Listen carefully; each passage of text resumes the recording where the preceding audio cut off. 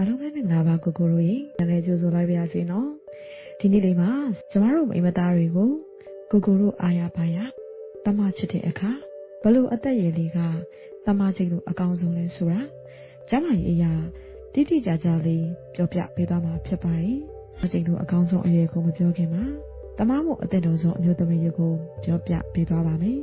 တမချစ်တဲ့အခါအကြမ်းပန်းခံနိုင်တဲ့ကောင်းမလေးတွေက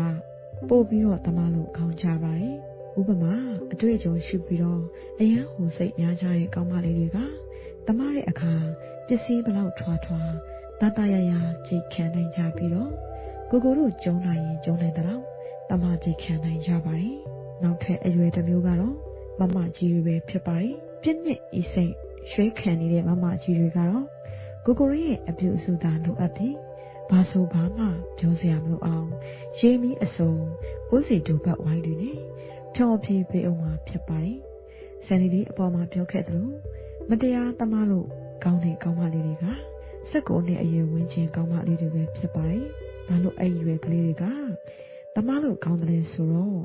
အဲ့ဒီအရွယ်လေးတွေကအတွေ့အကြုံအနေငယ်ရှိပြီးတော့အပြိုလန်းလန်းလေးတွေဖြစ်တာကြောင့်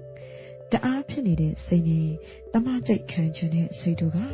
တောင်းတနေလို့ပဲဖြစ်ပါတယ်အပြင်ပုံစံလေးတွေကမတိတာပေမဲ့လေတကယ်တမကြည့်လိုက်ရင်တော့ကိုကိုတို့တောင်မထင်ထားရတော့တဲ့အထိဖို့လေးကလက်ဆက်နေသေးပြီးတော့ကျမရဲ့အရာ